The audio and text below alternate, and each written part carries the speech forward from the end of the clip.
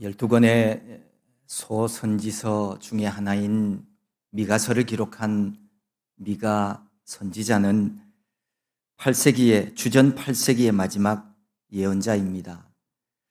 그와 비슷한 시기에 함께 활동을 한 예언자로서는 아모스, 호세아, 이사야 선지자가 있습니다.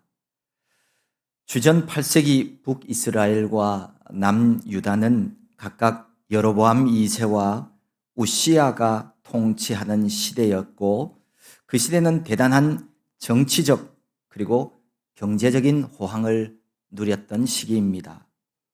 당시에 북방에서 일어난 신흥 강대국인 아수르의 등장으로 그동안 남유다와 북이스라엘을 계속해서 괴롭혀왔던 아람 군대가 물러갔습니다. 그래서 일시적으로 전쟁이 없는 평화의 시대를 맞이했기 때문입니다. 그런데 이 평화의 시대도 잠깐뿐이었습니다. 미가 예언자가 활동을 시작하던 주전 735년 무렵, 아수르는 본격적으로 힘을 키워 남진 정책을 펼쳤기 때문입니다. 이때 남과 북이스라엘은 아수르의 위협으로 인하여서 크게 불안에 떨 수밖에 없었습니다. 이런 상황에서 남과 북이스라엘은 아수르의 침입에 대비하여서 단결하고 국력을 정비해야 했었지만, 그보다가는 안일과 방탕 속에서 죄악을 밥 먹듯이 행하고 있었습니다. 일반 백성은 물론이고 정치, 종교 지도자들까지 자신들의 안일함을 위하여 수단 방법을 가리지 않고 재물을 축적하기에 여념이 없었습니다. 그래서 가난하고 힘없는 백성들은 압제와 착취로 신음하지 않을 수가 없었습니다. 이렇게 도덕적으로 극도로 부패한 현상을 보였을 뿐만 아니라 지도자와 부유층들은 한편에서는 아수르에, 또 한편에서는 애굽에 빌붙어서 그들에게 아부하기에 바빴습니다. 그래서 그들의 이방 풍습을 막힘없이 따라했고, 우상 숭배에 빠지는 등 종교적으로 크게 타락하고 말았습니다. 이런 모습들에 대해서 이 미가 예언자는 하나님의 심판을 선포합니다. 그리고 이제 백성들이 어떤 모습을 하나님 앞에서 회복해야 하는지에 대한 말씀을 전하고 있습니다. 미가는 백성들의 죄악으로 말미암아서 남북 왕국의 멸망이 기정사실이 되었음을 알려주었습니다. 미가 예언자는 하나님의 심판이 이미 확정되었다는 겁니다. 그러므로 그것을 거부하지 말고 달게 받아들이라는 겁니다. 그리고 회개하고 돌이키면 하나님께 구원받을 수 있다고 선포하고 있습니다. 이런 말씀들 가운데서 특별히 오늘 본문의 말씀은 하나님께서 그 택한 백성들에게 참으로 요구하시는, 하나님이 원하시는 참된 신앙의 태도가 무엇인지를 그 백성들에게 알려주시는 말씀입니다.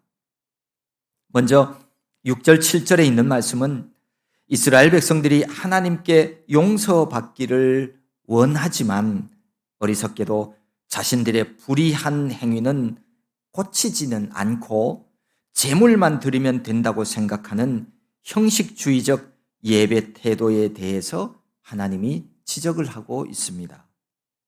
내가 무엇을 가지고 여호와 앞에 나아가며 높으신 하나님께 경배할까? 내가 번제물로 일련된 송아지를 가지고 그 앞에 나아갈까? 여호와께서 천천의 수량이나 만만의 강물 같은 기름을 기뻐하실까? 내 허물을 위하여 내 맏아들을 내 영혼의 죄로 말미암아 내 몸의 열매를 드릴까? 미가 선지자는 마치 이스라엘이 말하는 것처럼 자신이 이스라엘의 변명을 대신하고 있습니다. 이것이 얼마나 잘못된 생각이며 하나님 경멸하시는 외식적인 종교 행위인지를 드러내고 있는 겁니다. 여기서 말하는 번제물 1년 된 송아지는 일반적으로 가장 많이 사용되는 적절한 제물을 말합니다. 그러니까 성경에서 말하고 있는 가장 적절한 제물을 가지고 우리가 하나님 앞에 나아가서 하나님께 경배하면 과연 하나님께서 기뻐하시고 우리를 받아주실까라고 하는 말입니다. 천천의 수량, 만만의 강물 같은 기름은 하나님의 관심을 얻고자 드리는 수많은 희생 제물을 가리키는 거죠. 많은 제물과 기름을 하나님 앞에 드리면 하나님 기뻐하실까라는 말입니다. 자기 맏아들을 희생 제사로 드리는 행위는 가나안 사람들의 풍습이었습니다. 그런데 이스라엘의 몇몇 사람들이 그것을 받아들여서 행하기도 했습니다. 사실 이스라엘이 드리고자 했던 여기 열거되고 있는 1년 된 송아지, 천천의 수량이나 만만의 강물 같은 기름, 맏아들 이런 것들은 하나님의 은총을 얻기 위해서 혹은 하나님의 진노를 피하기 위해서 이스라엘이 할 수 있는 최대한의 정성들을 지금 나열하고 있는 겁니다. 이스라엘 백성들이 나라가 멸망하는 진노 앞에서 어떻게 하면 하나님의 진노를 피할 수 있을까 해서 이렇게 저렇게 궁리하고 있는 그런 모습을 나타내고 있습니다. 그러나 사실 이 모든 것은 결코 하나님을 기쁘시게 할 수 없었습니다. 왜냐하면 하나님이 지금 이스라엘에게 요구하시는 것은 그런 의식적인 행위 자체가 아니었습니다. 형식적인 예배가 아니라는 거예요. 하나님이 그 백성 이스라엘을 향하여서 진짜 원하시는 것은 바로 이것이었습니다. 사람아, 주께서 선한 것이 무엇임을 내게 보이셨나니 여호와께서 내게 구하시는 것은 오직 정의를 행하며 인자를 사랑하며 겸손하게 내 하나님과 함께 행하는 것이 아니냐. 하나님은 이스라엘 백성들에게 여기에서 세 가지를 요구하십니다.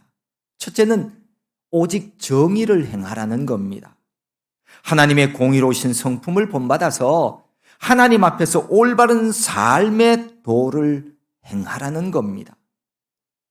몇몇 지도자들뿐만 아니라 하나님 믿는 백성이라면 하나님 성품을 본받아서 모두에게 동일하게 요구되는 덕목이 바로 정의로운 삶이라는 겁니다.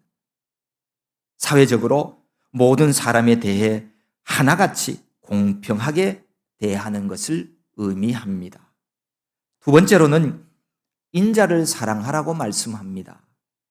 이 말씀은 인간을 사랑하라는 겁니다.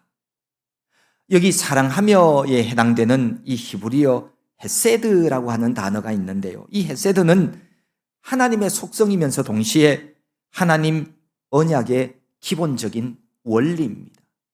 이게 사랑이라는 거예요. 그래서 선지자들은 사람이 타인에게 헤세드를 보이지 못하며 살아가는 경우 이것은 하나님과의 언약을 어긴 것으로 그렇게 이해했습니다. 왜냐하면 하나님의 언약은 하나님의 헤세드를 얻게 하는 매개체가 되기 때문입니다.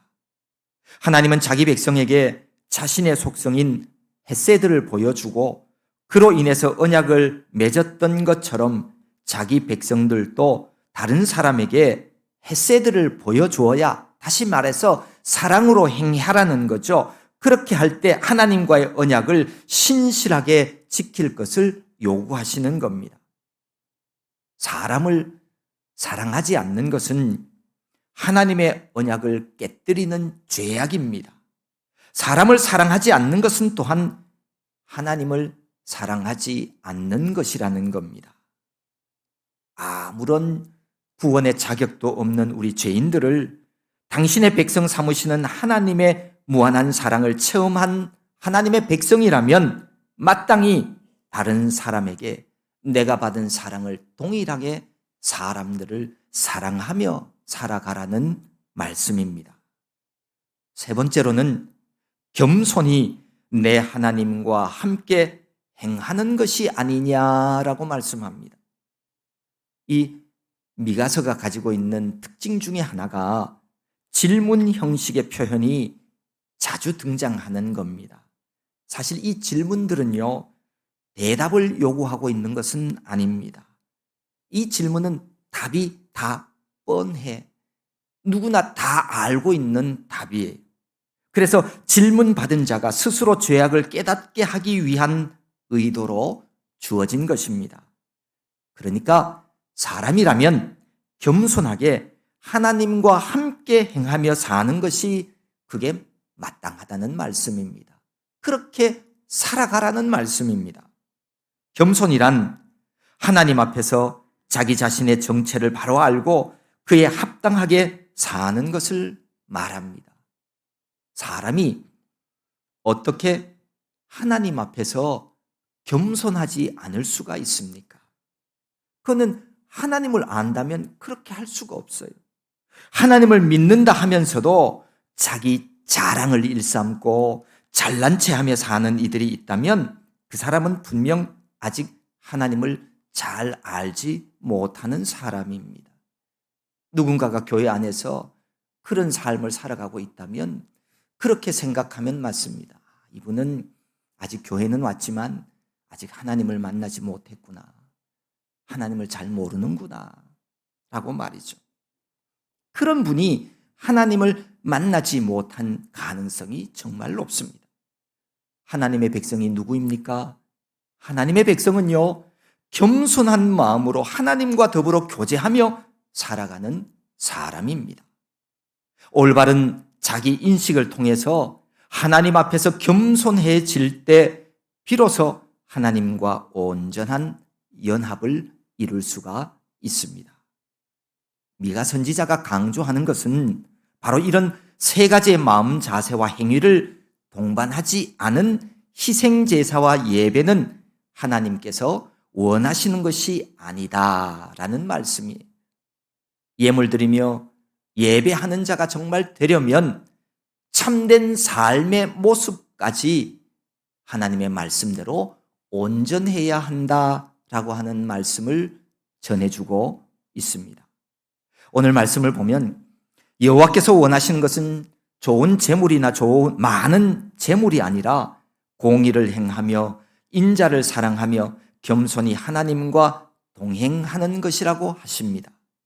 얼핏 보면 하나님께 제사하는 행위는 필요 없구나.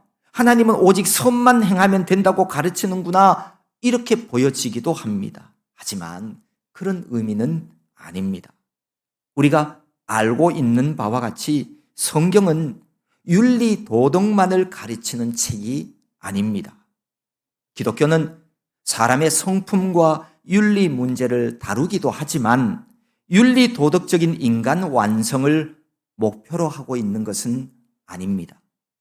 하나님은 제사 행위, 곧 예배와 같은 신앙 형식을 배격하는 것이 아닙니다. 다만 하나님 앞에서 선한 삶은 살아가지 않으면서 형식적인 예배 행위로만 구원받으려고 생각하는 형식주의적인 신앙 행위, 이런 것을 버리라는 거예요.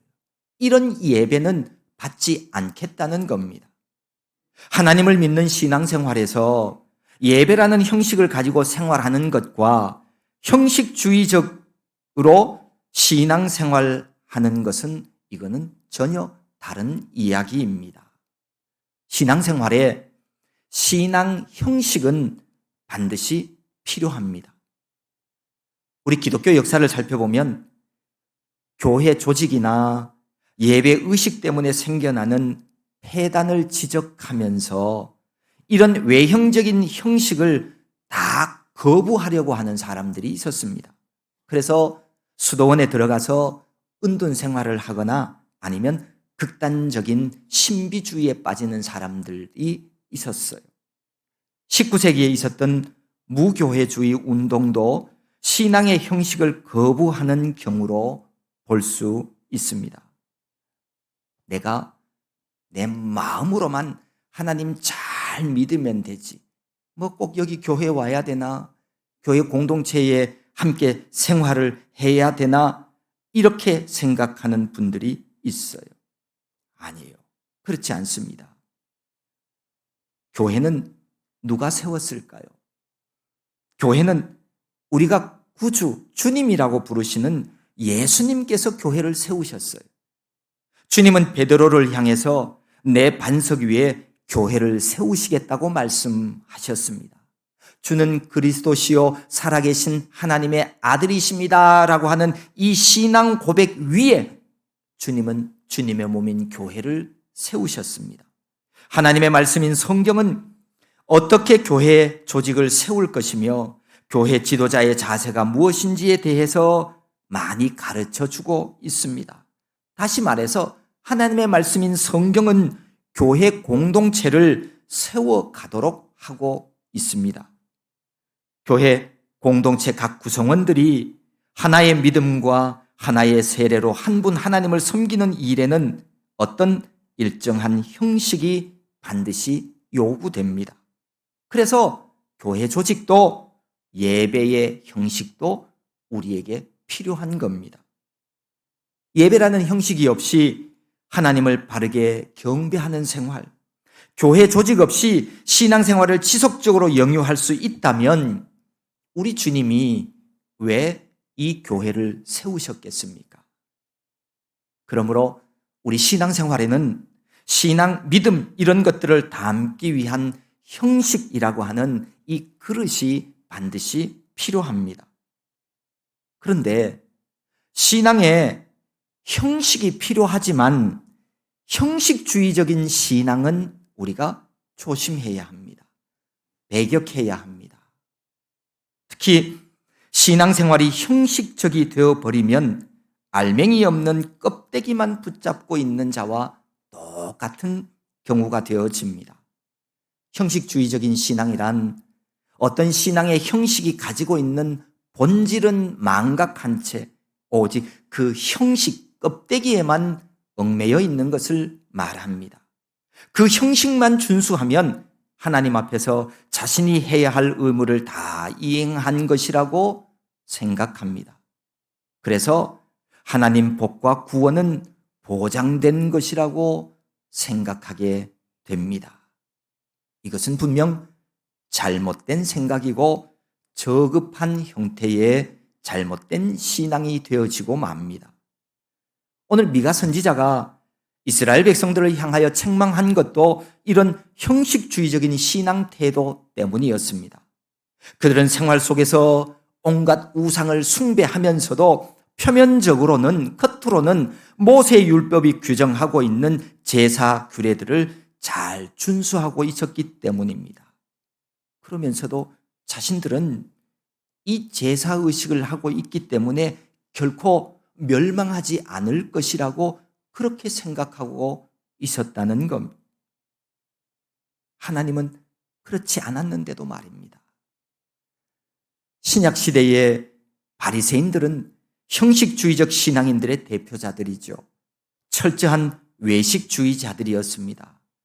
예수님은 만날 때마다 이들을 향해서 꾸짖으시면서 회칠한 무덤 같은 자들이라고 말씀하셨습니다. 회칠한 무덤이 뭐예요? 속에는 시체가 썩은 냄새가 나는데 그 겉에는 회를 가지고 색칠을 해놓고 깨끗한 척, 냄새 안 나는 척 그렇게 생활했다는 겁니다. 하나님은 이런 외식하는 자들을 향해서 이사야의 말씀을 통해서 이렇게 말씀하십니다. 이사야 1장의 말씀에 보면 여호와께서 말씀하시되 너희의 무수한 재물이 내게 무엇이 유익하뇨? 나는 수량의 번제와 살찐 짐승의 기름에 배불렀고 나는 수송아지나 어린 양이나 숫 염소의 피를 기뻐하지 아니하노라. 너희가 내 앞에 보이려고 오니 이것을 누가 너희에게 요구하였느냐? 내 마당만 밟을 뿐이니라. 헛된 재물을 다시 가져오지 말라. 분향은 내가 가증히 여기는 바요 월삭과 안식일과 대회로 모이는 것도 그러하니 성회와 아울러 악을 행하는 것을 내가 견디지 못하겠노라. 성회와 아울러 악을 행하는 것, 이게 뭡니까?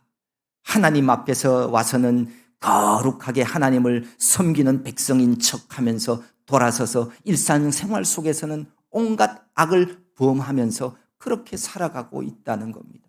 그렇게 살아가고 있다가 잠깐 성전에 와가지고 하나님 앞에 거룩하게 예배하는 이 모습을 보고 하나님께서 도저히 역겨워서 내가 견디지 못하겠다, 이렇게 말씀하고 있는 겁니다. 오늘 우리들의 예배는 어떻습니까? 우리가 하나님께 올려드리는 예배는 정말 참으로 중요합니다. 만물의 창조주요 생명의 주인이신 하나님을 섬기는 예배야말로 하나님의 형상 따라 지음받은 인간이 이 세상에서 행할 수 있는 가장 위대하고 가장 용기 있는 행위가 아닐 수 없습니다. 결코 하나님은 우리의 예배나 예물을 싫어하는 것이 아닙니다. 참된 예배가 아니기 때문에 문제가 되는 거예요. 참다운 예배는 하나님이 정말 그토록 바라시고 원하시는 최고의 행위가 바로 예배입니다. 우리가 아는 것처럼 구약 성경에 보면 하나님께서 모세를 통해서 애굽에 종살이하는 이스라엘 백성들을 출애굽할 때 그들을 출애굽해서 자유를 주는 이유가 뭡니까? 그 성경에는 기록하고 있어요. 내 백성이 하나님께 예배하도록 하기 위함이라고 그렇게 말씀하고 있습니다. 하나님께서는 구원받은 자들을 통해서 영광 받으시기를 원하시고, 구원받은 자들이라면 하나님 앞에 예배로 영광 돌리라고 그렇게 말씀하고 있습니다. 우리가 잘 아는 것처럼 시편 50편에서는 성도가 누구인지를 규정하고 있죠. 시편 50편에서는 성도란 하나님께 예배하기로 언약한 사람들이라고 못 받고 있어요. 여러분 모두가 진실한 마음과 깨끗한 몸으로 하나님께 예배하는 자가 되십시오. 안식일을 기억하여 거룩하게 지키라는 말씀 따라 주일을 구별하여 하나님께만 예배하는 성도가 되어야 합니다. 하나님이 복 주시는 거룩한 날을 훔치고 도둑질하는 자가 되지 마십시오. 그래서는 거룩한 천국에 들어가는 거룩한 성도 될 수 없습니다. 예배하기로 한 하나님과의 약속을 어겨서는 성도가 될 수 없습니다. 간혹 어떤 분들을 주일날 보이지 않아서 주일날 왜 예배 자리에 오지 않았습니까? 이렇게 물으면 저는 저기 가서 예배 드렸어요, 이렇게 얘기할 때가 있습니다. 사실 이런 예배는 올바르지 않은 예배자의 자세입니다. 자신이 속한 교회 공동체가 아니라 다른 예배당에서 예배하는 것도 일종의 형식주의가 될 수 있습니다. 예배의 자리에 참석했다는 그 사실을 정당화하지만, 그러나 사실 예배가 무엇인지를 가만히 생각해 보면 그게 옳은 일은 아닙니다. 예배는 그 시간 그 자리에 있었다고 해서 그가 참된 예배자가 되고, 그런 사람들이 예배 드린다고 해서 하나님이 받으시는 예배가 되는 것은 아닙니다.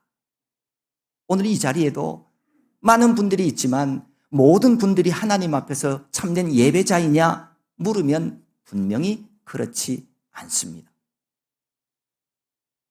습관적으로 예배 시간에 중간에 오는 이들이 있다면 이것도 참된 예배가 될 수 없습니다. 교회 공동체의 예배는 교회의 모든 지체들이 서로 협력하고 준비해서 그렇게 드려지는 겁니다. 한 시간의 예배를 위해서 얼마나 많은 사람들이 준비하고 기도하고 협력해야 되는지 모릅니다. 아무런 준비 없이, 정성도 없이 그저 예배 시간 중에 한 시간 중에 덜렁 참석했다고 해서 그가 참된 예배자가 될 수 있다고는 말할 수 없습니다. 아름다운 교회 교인이면 이 예배당에서 예배하는 것이 맞습니다. 저 중앙교회 교인이라면 중앙교회에 가서 예배하는 것이 맞습니다. 그 교회 공동체가 올려드리는 예배는 그 공동체에게 주시는 하나님의 말씀이 따로 있어요. 거기에서 말씀 먹고 훈련 받아야 하나님이 그 교회 공동체를 통해서 이루어 가시는 하나님의 역사에 함께 동참할 수 있는 거예요. 공동체와 같은 양식을 먹어야 합니다. 그렇지 않고 여기저기 자꾸 다른 데 가서 예배에 참여하게 되어지면, 예배의 자리를 자주 옮기다 보면 결국 영의 양식을 못 먹고 빈곤해서 영적으로 병드는 경우가 참 많습니다. 또 하나, 주일에 다른 교회에 가서 예배하면 그 예배가 온전하지 않는 이유 중에 하나는 그 예배의 목적이 다른 곳에 있기 때문입니다. 주일 예배의 목적은 오로지 하나님께만 영광 돌리는 데 있습니다. 하나님이 만물의 주인이요, 내 생명의 주인이요, 나를 구원하신 분이요, 그 하나님께 감사함으로 예배하는 것이 그 예배의 목적입니다. 그런데 다른 예배의 자리에서의 예배는 하나님께 영광이 진짜 목적이 아닙니다. 하나님 영광보다 내 볼일이 먼저였어요. 내 볼일이 있었기에 거기에 가게 되었던 겁니다. 내 일이 먼저였고 예배는 그 후순위였어요. 하나님이 기뻐하시는 예배는 그 예배가 목적이어야 하고, 하나님 이름 높임이 유일한 이유인 바로 그런 예배, 하나님은 그 예배를 기뻐 받으시는 겁니다. 하나님을 내 주인으로 인정하려는 예배의 마음보다 다른 이유가 먼저였기에 올바르다 말할 수 없습니다. 여러분, 우리 신앙생활은, 우리의 예배는 우리 교회 여러 곳에 붙여져 있는 얘기처럼 First God, 하나님 먼저여야 해요. 모든 것이 하나님이 먼저여야 그게 신앙생활이고, 그게 믿음이고, 그게 예배가 되는 겁니다. 내 볼일이 먼저였다면 그 예배는 하나님의 눈을 속이는 형식일 수 있습니다. 예배가 이토록 무엇보다도 중요한 일이지만 하나님은 예배하는 자들이 명심해야 하는 것이 있다고 말씀합니다. 오늘 하나님께서는 예배하는 자들에게 요구하시는 것, 이 일이 우선되어야 합니다. 그러지 않으면 그 예배는 하나의 형식에 불과하게 되고, 이런 형식의 반복은 결국 나를 형식주의자 되게 만드는 겁니다. 오직 정의를 행하며 인자를 사랑하며 겸손하게 내 하나님과 함께 행하는 것, 하나님은 이것을 우리 모두에게 요구하십니다. 교회 공동체가 함께 준비하고 모여서 행하는 예배가 하나님 기뻐하시는 진정한 예배가 되려면 여기 예배하는 예배자 한 사람 한 사람의 삶이 중요하다는 거예요. 삶이 있는 예배자가 되어야 합니다. 믿음 생활은 아침에 눈을 뜨고 일어나 잠자리에 눕는 시간까지 모든 생활이 하나님을 믿는 생활, 하나님의 말씀 따라 순종하는 생활이 그게 믿음 생활입니다. 삶 속에서 말씀 따라 실천하는 행함이 있는 믿음을 가진 성도, 바로 그런 성도들의 예배를 하나님이 기뻐 받으신다는 말씀입니다. 언젠가 때가 되면 우리 주님이 다시 오실 것입니다. 많은 제자들이 보는 앞에서 구름 타고 하늘로 올라가시면서 너희들이 보는 바대로 내가 다시 오리라 약속하신 주님, 그 주님은 분명히 우리가 언제인지는 모르지만 이 땅에 다시 오실 줄로 믿습니다. 주님이 다시 오실 때 참된 믿음을 가진 사람들은 하늘로 들림받아 주님을 영접하게 된다고 말씀합니다. 그때 휴거되어 공중에서 주님을 맞이하며 하늘 잔치에 참여하는 자들에게는 모두가 다 조건이 하나가 있어요. 그게 뭐냐? 예복을 입고 있어야 해요. 그 천국 잔치에 들어가려면 예복을 입어야 한다고 말씀합니다. 그 세마포 예복이 뭐냐? 요한계시록은 분명히 말씀합니다. 성도들의 옳은 행실이라. 내가 겉으로 보여지는 예배의 형식에 앉았다고 참여했다고 되는 것이 아니라 우리의 삶이, 우리의 생활이 하나님의 말씀에 합당한 옳은 행실을 행하는 자, 그들이 주님 오시는 날 다시 들림받아 주님의 나라로 들어가게 된다고 우리에게 분명히 말씀하고 있습니다. 미가 예언자의 선포대로 정의를 행하며 인자를 사랑하며 겸손하게 하나님과 동행하는 삶, 이것이 오늘날 우리 모두가 회복해야 할 참된 신앙의 모습입니다.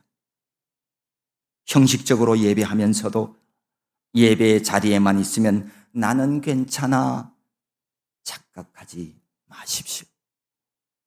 우리는 삶 속에서 옳은 행실을 가지고 살아가야 합니다.